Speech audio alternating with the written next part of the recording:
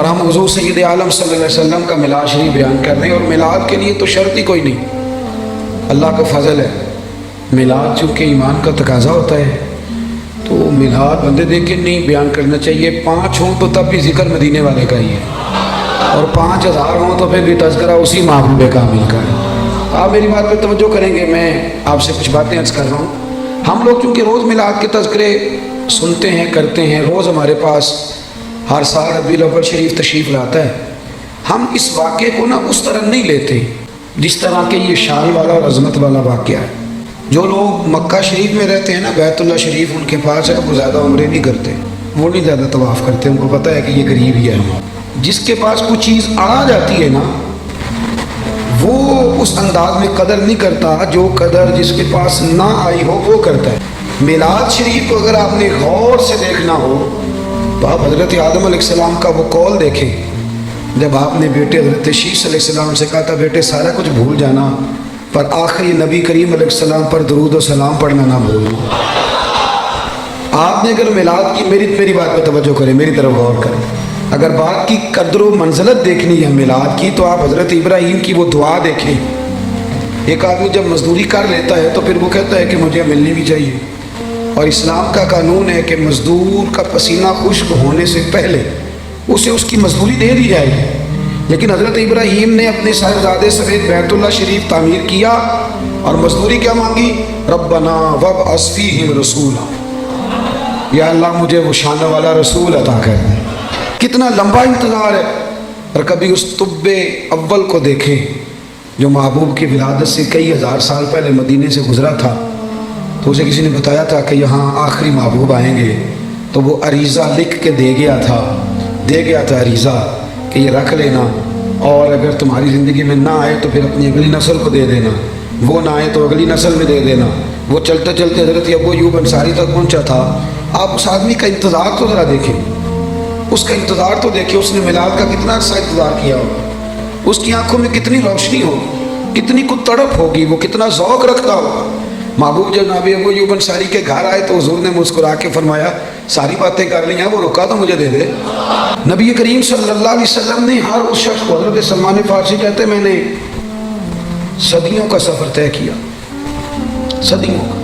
میرا آپ کا مسئلہ یہ ہے کہ ابا جی دادا جی گھر میں مسلمان تھے، میلاد گھر میں ملا ہے، اس لیے سارا دن بحث ہوتی ہے کہ کرنا چاہیے کہ نہیں کرنا چاہیے، منانا چاہیے کہ نہیں منانا چاہیے۔ میں تو اب اس پر دلائل نہیں دیتا، میں کہتا ہوں صدیاں گزر گئیں، بزرگ دلائل دیتے رہے، کتابیں لکھی گئی۔ اب ہم سے یہ نہ پوچھو کہ میلاد کرنا چاہیے کہ نہیں کرنا چاہیے، اب تو ہم سے یہ پوچھو کہ میلاد کی جھنڈیاں وضو کر کے لگانی چاہیے کہ بغیر وضو کے بھی لگ جائے۔ اب ساری زندگی یہی اٹکے رہنا ہے کہ کرنا چاہیے کہ نہیں کرنا چاہیے۔ اب تو ہم سے پوچھو کہ میلاد کا لنگر وضو کر کے پکانا ہے کہ بغیر وضو کے بھی پک جاتا ہے۔ اب تو آگے بڑھنے کی کوئی بات کرو صاحب کہ یہی ساری زندگی ہم لوگوں نے اٹکے رہنا۔ بھائی میلاد شریف ایک ذوق ہے، بہت بڑا واقعہ، بہت بڑا۔ نبی کریم صلی اللہ علیہ وسلم کی تشریف آج بھی غریب بڑے مجبور ہیں، بڑے پریشان ہیں۔ اللہ نہ کرے ہم پر کوئی ایسا وقت آئے کہ جب ہم بے بس ہو گئے، لیکن جب آدمی اپنے آپ کو بے بس پاتا ہے تو بڑی تکلیف میں ہوتا ہے۔ وہ بہت بڑا بھی انسان سخت دل ہو تو بیٹی کبھی رو پڑے تو وہ بھی رو پڑتا ہے، تو اسے پوچھو تو صحیح بیٹی سے کہ بیٹی معاملہ کیا ہے، تجھے تو زندہ دفن کیا جاتا تھا تو اب اتنا پیار کیوں ہے؟ تو وہ کہتی ہے پیار اس لیے ہے کہ مدینے والے کا میلاد ہو گیا ہے، اب حضور تشریف لے آئے۔ بھائی آپ اس بات کو سمجھیں، آج بھی جو کسی کا ملازم ہے وہ بڑا پریشان ہے، جو 2 لاکھ روپے ایڈوانس دے کے کسی کو رکھ لیتے ہیں وہ بڑا تنگ کرتے ہیں، اور سارے خاندان سے مزدوری کراتے ہیں۔ آج بھی جس کو 1.5 لاکھ ایڈوانس دے کے ملازم رکھا جاتا ہے اسے تکلیف دی جاتی ہے۔ کبھی تو ایڈوانس والا اتنا پریشان ہے، کبھی اسے پوچھ کے دیکھو تو جسے خرید لیا جاتا تھا اس کی مرضی کوئی نہیں، کھا نہیں سکتا، پی نہیں سکتا، جا نہیں سکتا، بلکہ یہاں تک حالت تھی کہ وہ اس کی ڈیوٹی ہے اونٹ سنبھالنے کی، تو وہ اپنی مرضی سے اگر اونٹ دھوپ سے کھول کے چھاؤں میں باندھ دیتا تو درے پڑتے تھے تو اتنا سیانہ ہو گیا ہے کہ اب تو پوچھے گا بھی نہیں، اور مرضی کے ساتھ تو نے چھاؤں میں باندھ دیا، اور اگر وہ نہیں باندھتا تھا تو پھر بھی مالک مارتا تھا کہ تجھے نہیں پتہ اسے باندھنا ہے، بس وہ غلام جو ہے تو اسے مار پڑتی تھی۔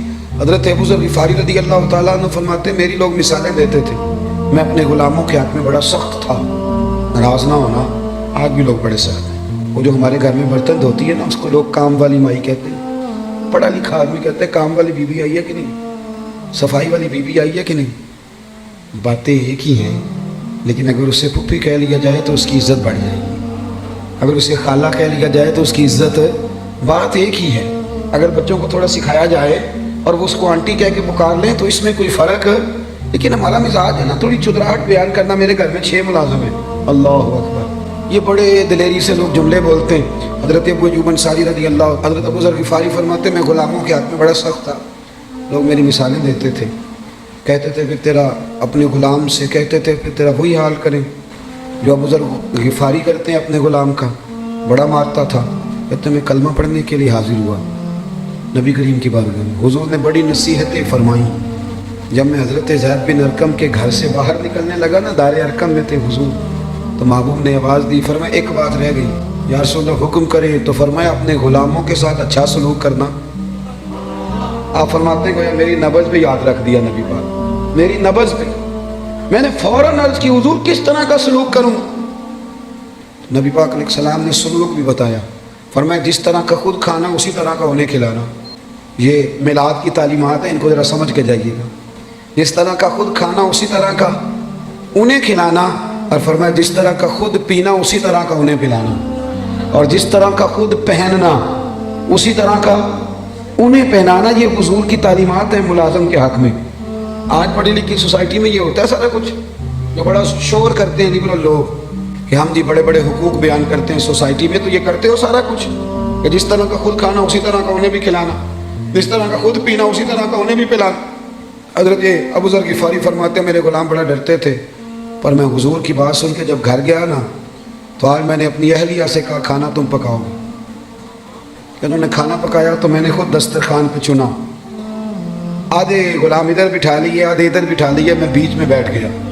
فرماتے ہوں میرے ساتھ جو غلام بیٹھا تھا وہ بوڑھا تھا، وہ لقمہ اٹھاتا تو ہاتھ کانپتے۔ میں نے انہیں کہا بابا ڈرتے کیوں ہو؟ تو کہنے لگا اگلی مجھ سے دورے کھائے جاتے، میں بوڑھا ہو گیا ہوں۔ روٹی پہ بٹھا لیا، جو اصل بات ہے وہ بتائیے، ہمیں ڈر آتا ہے آپ سے۔ تو حضرت ابو ذر غفاری فرماتے میں کبھی نہیں رویا تھا، پر آج میں رو پڑا۔ میں نے کہا بابا اب تمہیں کوئی بھی نہیں مارے گا، اب تم پر کوئی درے نہیں برسائے گا، اب تمہارے سفید بالوں کی قدر ہوگی۔ وہ کہنے لگے اب کیا ہوا ہے؟ تو میں نے کہا میں مدینے والے رسول کا غلام بن گیا ہوں، اور حضور نے حکم دیا ہے غلاموں کے ساتھ اچھا سلوک کرنے کا۔ بھائی میلاد، آپ ذرا پس منظر میں جائیں، میلاد کو ذرا دیکھیں۔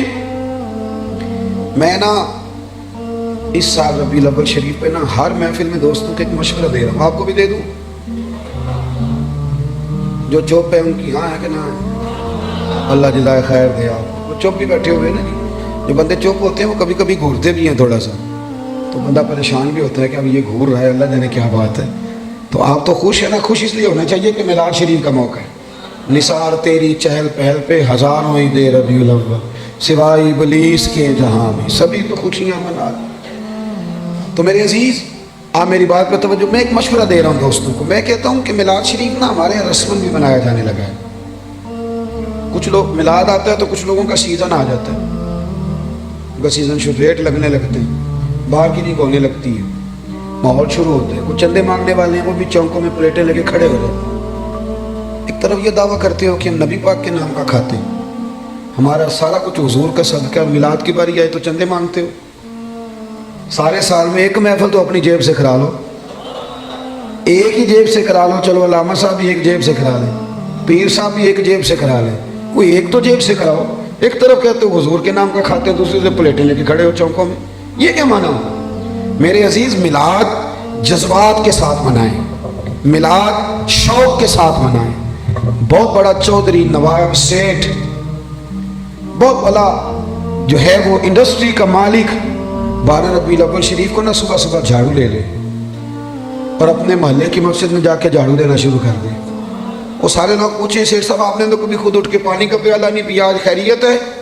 تو اس کی آنکھیں آنسو بہائیں، وہ کہ یارو آج میں صفائی کروں گا، اس لیے کہ آج کوئی معمولی دن نہیں، آج میرے نبی کریم کے میلاد شریف کا دن ہے۔ یہ ذوق بنے ذوق۔ علامہ صاحب، پیر صاحب، مفتی صاحب وہ جھاڑو لے لے اور مسجد کی گلی میں صفائی شروع کر دیں۔ میلاد میں نا جذبات نہیں شامل ہوتے، اب بات رسماً رہ جاتی۔ آپ وہ کیفیات جو آدمی اپنے بیٹے کی شادی رکھتا ہے، اس کی بہن اور بہنوئی اگر ناراض ہوں تو وہ منانے نہیں جاتا ان کو، بتاؤ یار شادی ہے، خوشی تمہارے بغیر نہیں ہو سکتی. تو میلاد شریف کی جس نے خوشی کرنی ہے اس کے سارے رشتہ دار ناراض ہو تو اس نے خوشی کیسے منا لی؟ چاہیے تو یہ تھا نا کہ وہ میلاد شریف سے پہلے جاتا ناراض لوگوں کے گھروں میں اور جا کے کہتا ساری خوشیوں سے بڑی خوشی یہ آئی ہے، میں آپ سے معذرت کرنے آیا ہوں، آؤ سارے مل کے اکٹھے ہو کے نبی پاک کا میلاد منائیں. ہم اگر میلاد میں جذبات شامل کریں، ذوق شامل کریں، گہرائی میں اتر جائیں، گہرائی میں جائیں، اور پھر جتنی تعلیمات ہیں نبی پاک کے میلاد کی، جتنی تعلیم، دیکھو نا آج جب میلاد کا اسٹیج سجتا ہے نا، جس نے 2 لاکھ روپیہ، 1 لاکھ روپیہ، 50,000 روپیہ تعاون کیا ہوتا ہے نا، وہ اسٹیج پہ بیٹھ جاتا ہے، چاہے وہ سارا سال مسجد نہ آیا ہو. اس نے جیب میں رکھی ہوتی ہے سیاستدان نے، سیٹھ صاحب نے ٹوپی، تو وہ سفید ٹوپی نکالتا ہے، چونکہ اس نے 50,000 دیا تو آ جاتا ہے اسٹیج پہ. اور جن کے ہاتھوں میں نوٹوں کی دتیاں آتی ہیں وہ سارے فرنٹ سیٹ پہ بیٹھے ہوتے ہیں، اور پھر ان کے نام بھی نعت کا یاد کر لیتے ہیں، اللہ ماشاء اللہ، کہتے ہیں یہ حاجی بڑا عاشق رسول ہے. بھی عشق تو اندر کی بات ہے، تجھے کیسے پتا چلا اس کے اندر ہے کہ نہیں؟ یہ تو بل تو کیسے گہرائی میں اتر گیا کہ حاجی عاشق رسول ہے، کہ یہاں عشق رسول کے لیے نوٹوں کی دتی کا ہونا ضروری ہے. یہ مزاج بدلے. سارا سال ہر اسٹیج پہ امیروں کا قبضہ رہتا ہے، اگر میلاد کے اور سیرت کے اسٹیج پر بھی امیروں کا قبضہ رہا تو غریب بیچارے کدھر گئے؟ ایک تو نیکی کرو، محلے کا جو سب سے غریب آدمی جس کو کبھی کسی نے نہیں پوچھا اس کے لیے ایک جوڑا بنواؤ، اس کے سر پہ دستار سجاؤ، اور جو فجر کے وقت آ کے مسجد کھولتا ہے، صفائی کرتا ہے، اسے کپڑے پہناؤ، اچھے دستار سجاؤ، میلاد کے اسٹیج پہ بٹھاؤ. تو وہ کہے اب کیا کرنا ہے تو اسے کہو اب کہنا ہے ہم غریبوں کے آقا پہ بے حد درود، ہم غریبوں کے آقا پہ، ہم غریبوں کے آقا پہ بے حد درود، اور ہم فقیروں کی ثروت پہ لاکھوں سلام. میلاد شریف کے لیے میں اپنے ہاں یہ اہتمام کرتا ہوں، میں کہتا ہوں تازی روٹی آپ باورچی سے کہیں وہ روٹیاں پکائے، صبح فجر کے بعد کھانا شروع ہو جاتا ہے. میں اپنے سنگیوں سے کہتا ہوں کہ سارا دن روٹی کھانی ہے، سارا دن. اس کا طریقہ یہ ہوگا کہ تھوڑی سی آپ کھا لو، تھوڑی سی ٹھہر کے کھا لو. تو کیا وہ کیسے کھانی ہے؟ غریبوں کو بلا بلا کے لاؤ. آپ کو پتہ ہے نا ہر محفل میں غریبوں کے دسترخوان الگ ہوتے ہیں، امیروں کے دسترخوان. پیر صاحب کو چونکہ گلے کی تکلیف ہوتی ہے تو ان کے لیے اللہ ماشاء اللہ دیسی گھی کی یخنی الگ تیار ہوتی ہے، کالی مرچ والی انہوں نے الگ کھانی ہوتی ہے، وہ سارا بندوبست الگ سے تیار ہوتا ہے. اور غریب آدمی کو پھینکے جاتے ہیں کیوں کر؟ یہ اعزاز نہیں. میری بات کی سمجھ آ رہی ہے؟ آپ مجھے بتائیں کہ آپ بیٹے کی شادی کریں تو شاپر پھینکیں گے، ڈبے پھینکیں گے، آپ چھتوں سے پھینکیں گے؟ آپ لوگ کہیں گے یہ کیا طریقہ ہے؟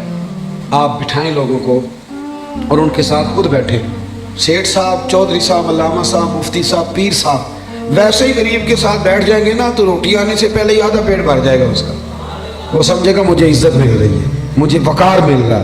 میلاد کے موقع پر غریب کو بٹھال کے، اللہ کرے کہ ہم یہ خوشی منائیں کہ آج روٹی میں اپنے ہاتھوں سے کھلاؤں گا، آپ کھانے ڈال ڈال کھلائیں، ان کو کھلائیں، ان کی خدمت کریں، اظہار مسرت کریں، شوق پیدا کریں. حضرت عتبان بن مالک رضی اللہ تعالیٰ عنہ نابینا صحابی تھے، میرے نبی کریم علیہ السلام کی خدمت عالی مرتبت میں حاضر ہوئے. عرض کی یا رسول اللہ صلی اللہ علیہ وسلم میرا دل کرتا ہے میرے گھر تشریف لائیں. صاحب نسیم الریاض نے ایک باب باندھا ہے شرح شفا شریف میں، وہ فرماتے ہیں کہ جب تک نبی کریم علیہ السلام کا شوق نہیں نہ پیدا ہوتا ساری عبادتیں پھیکی رہ جاتی. کیا چیز جی؟ شوق. نبی کریم علیہ السلام فرماتے ہیں، رب فرماتا ہے جو مجھ سے ملنے کا شوق رکھتا ہے نا، اللہ فرماتا ہے میں بھی اس سے ملنا چاہتا ہوں. اور جس کے دل میں کبھی خواہش نہ پیدا ہوئی کہ میں اپنے رب سے ملوں، رب بھی اس کی ملاقات کو پسند نہیں. یہ شوق یعنی حضور علیہ السلام کا شوق، محبوب کے لیے اہتمام، بندوبست، یہ ضروری ہے. حضرت عثمان بن مالک عرض کرنے لگے یا رسول اللہ کبھی میرے گھر آئیں، تو نبی رحمت سید عالم صلی اللہ علیہ وسلم نے فرمایا کل ظہر کے بعد آؤں گا. کتنے لوگ آئیں؟ عرض کی حضور ظہر کے نمازی ساری آ جائیں. حضرت ابو ہریرہ رضی اللہ تعالیٰ عنہ فرماتے ہیں ظہر کے نمازی سارے پہنچ گئے. آپ نے مجھ سے ناراض نہیں ہونا چونکہ آج آپ نے سننے کے بلایا ہے، تو جو میں سنا سکتا ہوں وہی سنانا ہے نا، میں نے جو مجھے آتا ہے وہی سنانا ہے نا آپ حضرات کو. میرا یہ دعویٰ ہے کہ نعرے سارے لوگ ہی لگاتے ہیں لیکن اپنے اپنے وقت پہ نعرے. حضرت ابو ہریرہ فرماتے ہیں کہ جب ہم ان کے گھر گئے تو وہ نعرے لگانے لگے. اور نعرے وہ پتہ کیا لگاتے تھے؟ کہتے تھے لوگوں ذرا جھانک کے تو دیکھو، دنیا میں جو سب سے زیادہ عزت والے ہیں وہ میرے مہمان بنے ہوئے ہیں. نبی پاک علیہ السلام نے فرمایا میرا دین غریبوں میں آیا، غریبوں میں رہے گا. اور جب میں قیامت میں جنت میں جاؤں گا تو میرے آگے پیچھے دائیں بائیں غریب لوگ ہی ہوں گے. تو یہ تو طے شدہ بات ہے. تو آپ مزید کس غریب کی بات کر رہے ہیں وہ بتا دیں, آپ اس کو بھی شامل کر لیتے ہیں. دوست نعرے تو کوئی نہ کوئی اپنے اپنے وقت پہ لگاتا ہی ہے. یارو صبح الیکشن شروع ہو جائے تو جو آدمی بڑا سنجیدہ ہے نا, بڑا سیانا ہے, وہ اپنی گاڑی پہ جھنڈا بھی لگائے گا, اس پہ پوسٹر بھی لگائے گا, اپنی جیب سے فلیکشن بھی بنوائے گا, فوٹو بھی لگائے گا, اپنے دروازے کے سامنے دفتر بھی کھولے گا, اور وہاں وہ کھانے کے بندوبست بھی کرے گا, اور جب ریلی نکالنی ہوگی تو ریلی بھی نکالے گا, نعرے لگانے ہوں گے تو نعرے بھی لگائے گا. وہ الگ بات ہے کہ الیکشن کے 6 ماہ کے بعد کہے گا اوہ بھول گیا ہوں, غلط بندے کو ووٹ دے بیٹھا ہوں. لیکن نعرے سیٹھ صاحب بھی لگاتے ہیں, نعرے وکلاء بھی نہیں لگاتے. ہاں نہ تو کرے نا, نہیں لگاتے تو میں بتاتا ہوں لگاتے ہیں. سارے اپنے اپنے پروگراموں پہ نعرے لگاتے ہیں, لیکن 6 ماہ کے بعد کہتے ہیں غلطی ہو گئی, غلط آدمی کے نعرے لگا بیٹھے. اور یارو چھوڑو, کب تک جھوٹوں کے نعرے لگاؤ گے؟ ہمارے ساتھ مل جاؤ.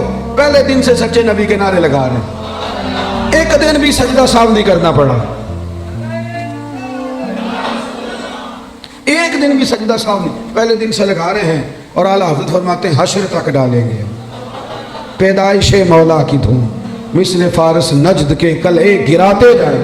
او بھائی ادھر آ جائیں, سچے معبود. حضرت ابو ہریرہ فرماتے ہیں انہوں نے نا شور کرنا شروع کیا, کہنے لگے لوگوں آؤ دیکھو جو سب سے زیادہ عزت والے ہیں وہ میرے مہمان بنے. پھر انہوں نے کیا کیا, سارے محلے کی دعوت پکائی.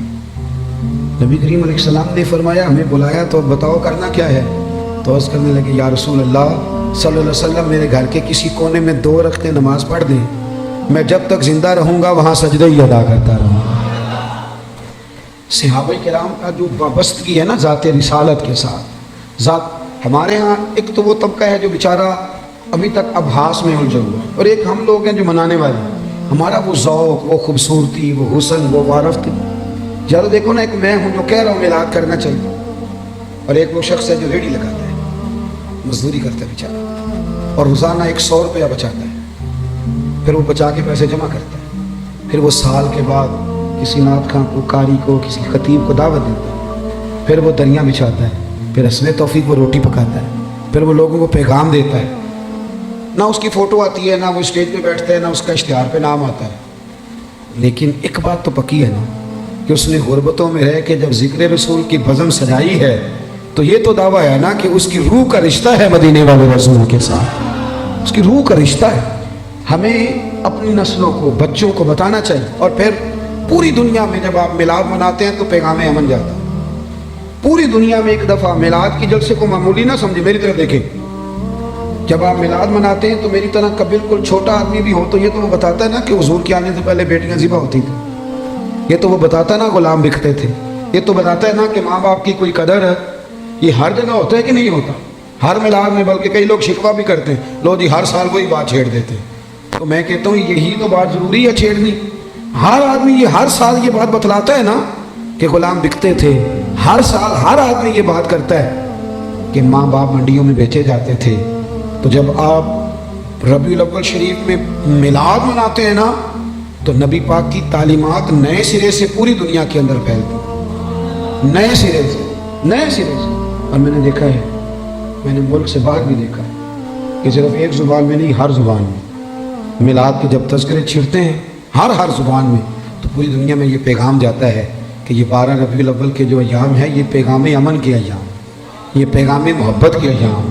یہاں عورتوں کے حقوق کی بات ہوگی, یہاں جانوروں کے حقوق کی بات ہوگی, یہاں ماں باپ کے حقوق کا ذکر ہوگا, یہاں پڑوسی کے حقوق کا ذکر ہوگا, یہاں بیٹی کی بابت بتایا جائے گا. ایک بات اور آپ سے کرنی ہے, اس پر بھی آپ نے خاص توجہ کرنی ہے. انسان کچھ چیزیں ایسی ہوتی ہیں جو اس کی تقریر سے ثابت ہوتی ہیں, اور کچھ چیزیں ایسی ہوتی ہیں جو اس کے عمل سے ثابت. ہمارا زمانہ نا تیز لوگوں کا زمانہ ہے, لوگ آگے بڑھ کے نا اپنا بتانا چاہتے ہیں. اپنا بتانے سے بات نہیں بنتی, عمل کرنے سے بات بنتی. میں اپنے دوستوں کو اکثر مشورہ دیتا ہوں کہ کبھی کسی کو شیشے میں اتارنے کی کوشش نہ کرنا. اگر تم نے کسی کو شیشے میں اتارا تو دنیا بڑی تیز ہے, وہ تمہیں شیشے میں اتار لیں. مت کوئی ایسا کام نہ کرنا. اخلاص حسن ہے زندگی کا. اخلاص والے لوگ اداکار نہیں ہوتے, وہ جو ہوتے ہیں وہ اصل ہی ہوتے ہیں, وہ جو ہوتے ہیں وہ اصل ہوتے ہیں. ان میں کوئی اداکاری نہیں ہوتی.